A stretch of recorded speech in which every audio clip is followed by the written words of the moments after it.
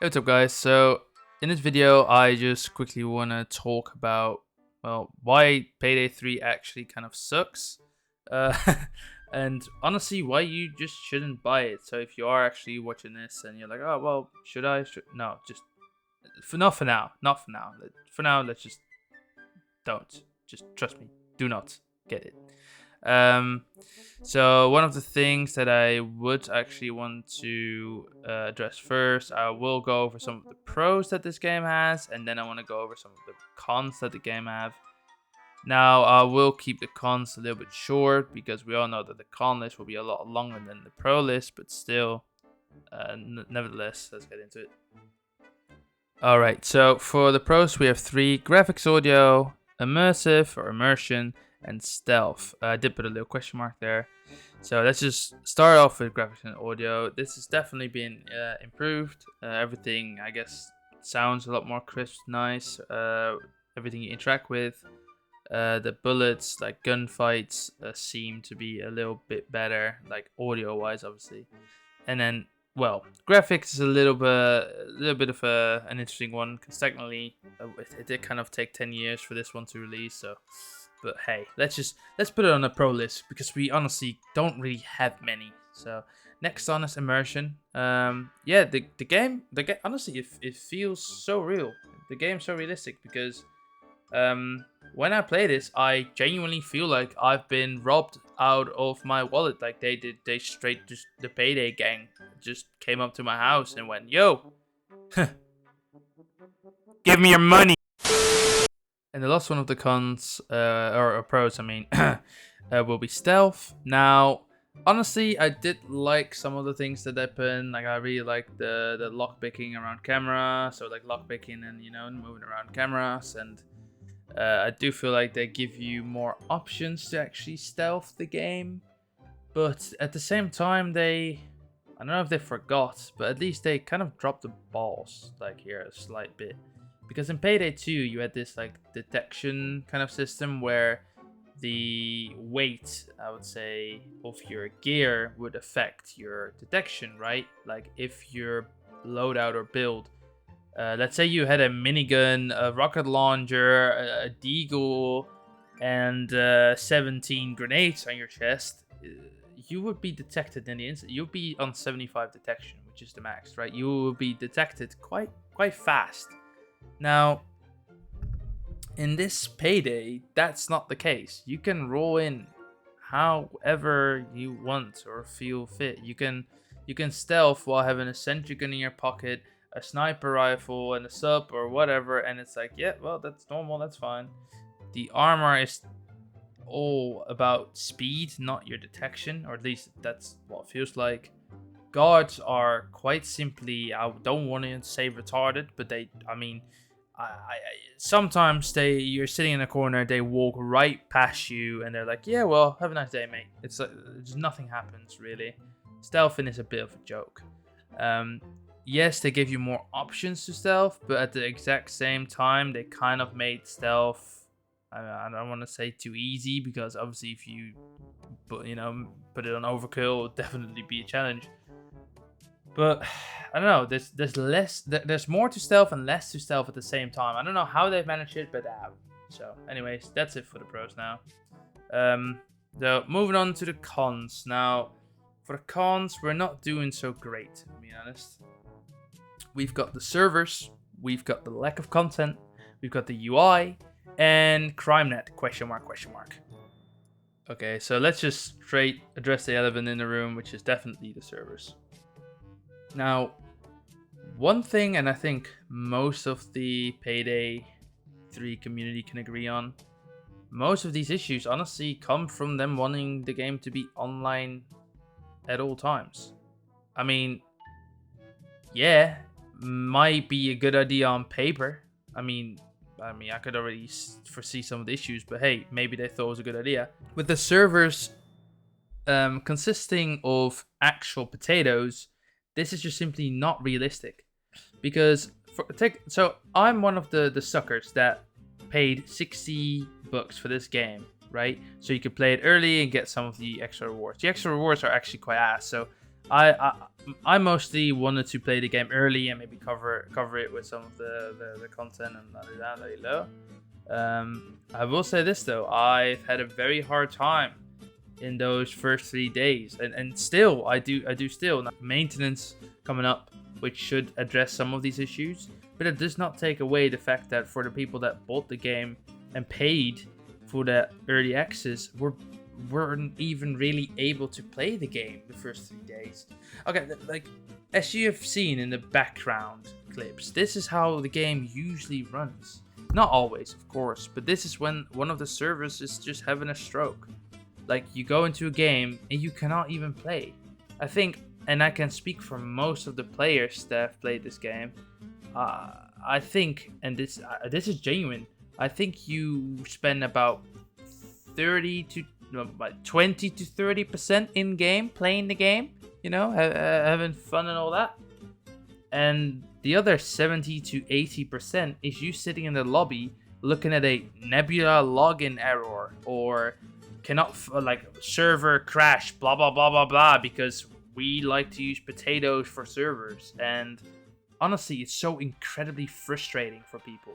Like, even if you paid $40 for this game, you just have the normal version, whatever, it feels like such a letdown. You get this game, the early access has gone by, the pre-alpha has gone by, the beta, all that stuff is done. They've tested the game, they've released the game, and, well, unfortunately, the game can't or the servers cannot handle it. So, well, you can all just suffer for the next couple of weeks. The amount of times that I've had people complain about not being able to log in, being kicked out, and you have to understand, right? If the servers were rough, that is one thing, but the fact that you cannot play by yourself, like, if usually, for example, if you, let's say you have a bad internet, right? Your internet's just not that great. Something that you could do, right? You could just, go into go into a local lobby, or, well, where you basically just play by yourself, right? Which in this game would be invite only. But when you then, in this game, go into invite only, you still have to go and look for a match. Dude, that is ridiculous. Why do I still have to look for a match? I am the match. I'm already in there. I've created this invite only game so I can play by myself. And maybe invite someone, cool, right? Because you don't have solo, if that makes any sense. But I should have at least be able to actually play by myself, but I can't. And it's very, very frustrating, because you also have the infinite loading bug. I don't even want to cover that because it's just not it, bro. But it causes me to really just want to press quit majority of the times when I see matchmaking error pop up in my screen. It's just a joke. So the next one will be lack of content. Now, I don't want to take a lot of your time on this one, but let's be honest. We have got, so after 10 years, we have got 8 heists that you can play. They are in a bit of a sequence, so you do have this like story feeling to it, which is kind of nice. Even though the bits of actual story are the like little cutscenes that you have in between. They're not too bad though, but hey, 8 heists, and then you have, I think, 17 weapons. Primaries and secondaries combined. Yeah, if you ask me, that's just not that many, to be honest, that much.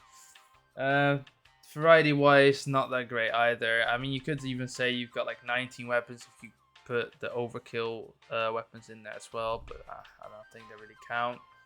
And even when it gets to the actual missions and heists, they still, it's funny because they're all different, but at the same time, they feel the exact same. You know, like usually it consists of you walking in, you try stealth for a bit, you put on your mask when you make a couple too many mistakes, you go loud, you need to drill or hack or wait for something to open, you go in, grab something, drop it off somewhere, and then do some other ludicrous stuff and you get back out. Now, if you really, really, really enjoy the missions, obviously, then, good for you, you know. But for me, it didn't feel any different than some of the original Payday 2 missions, which is a bit of a joke when you consider that this is Payday 3, right? Not Payday 2. Okay, that brings us to UI, and then I just quickly want to cover this because, I mean, honestly, they kind of neglect newer players. I feel like they just kind of made this as a DLC. That the Payday 3 is nothing more than a Payday 2 knockoff version for veterans. Anyways, so when you get to this little loadout, right? Loadout vendor. This is the big UI issue here, at least for me. Now, let's ignore the fact that the skills are a bit boring and bland. Let's completely ignore the lack of weapons available to you and diversity. Let's just take a good look at how incredibly confusing the loadout actually is. So you have your primary weapon, you have your secondary weapon, right? Okay, you're like, yeah, well, that makes a lot of sense, right?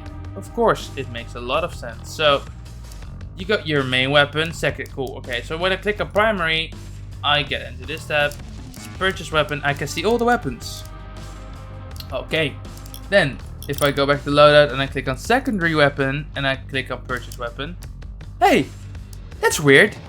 I can see all the weapons again. So me personally, I thought I can just buy a weapon and put it in whatever spot, well, that I want, like a perma overkill. Like, oh, the overkills thing is just like a normal thing now. It's standard. I was like, oh, cool. Well, that's fine.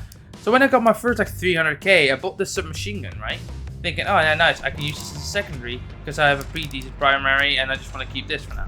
Yeah, well, that didn't really happen. It went into the primary one because they could not bother themselves making an extra one for primary weapons, one for secondary, and maybe add overkill to their bland ass skill system. They could not manage to do so. They, I don't know. I always wanna. I just wonder when they made this game, just why. Like, except for the excuse of just straight like making money, most of the things they've done are bad and wrong. Like, yeah, they made the graphics better, but how am I? And last but not least on the list will be CrimeNet, and then obviously question mark. Yeah, so I don't want to go into this too much, but one thing that I did think was a pretty cool and very unique system in Payday 2 was the CrimeNet system. So basically, you would be able to, I mean, let's say you had the intention of going into a mission, right? Doing a heist, and then you could get a little pop-up, right, or a notification that someone was hosting a certain mission or heist that maybe you haven't done yet, maybe it just pays out a lot, and they are already on the payday, so the final day of planning the mission, and you could hop in and join their game, join that lobby, and then, you know, it just added a little bit of like spontaneity to it. It was kind of nice.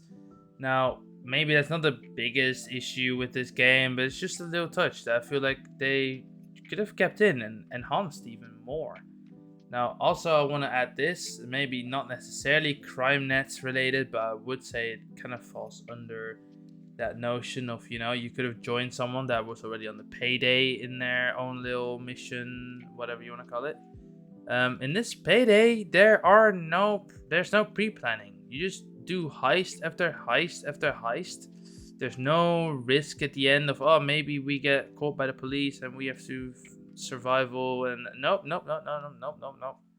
You just play the heist, just as if it was some kind of Call of Duty mission. You know, you just select the mission, you play the mission, you do the next mission. It did not feel like you were planning a heist. You're not planning anything. You just jumped into the heist. I don't know. Yet again, another mark they've missed. There's honestly so much that is left unsaid, but I don't know. It kind of, first of all, it makes me depressed even talking and thinking about it. Second, I just generally don't think it's that good to, you know, keep talking about all the cons of the game. There's definitely some things as well that the game has done right, and obviously, unfortunately, has a really like rough launch. I think over time they can make this game as good or maybe at some point better than Payday 2. I just think it'll take him a while. At this point, I don't even know if I would actually keep on playing this game. Well, I know I won't keep on playing this game.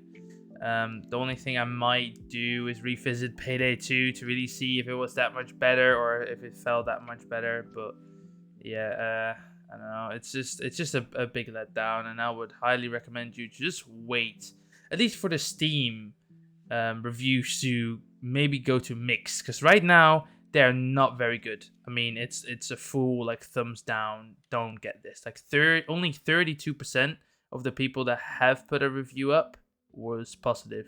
The rest all negative, and most of them say the same things. It's like, yeah, well, the servers don't work. Oh yeah, it was good. Good. I'm glad I paid $60 for this, but unfortunately, can't play the game. Doesn't work. You know. Oh yeah, well, I'm glad they made the audio better, but hey, I'm missing like 15 core features that were great in Payday 2, and they just completely neglected or left out in Payday 3.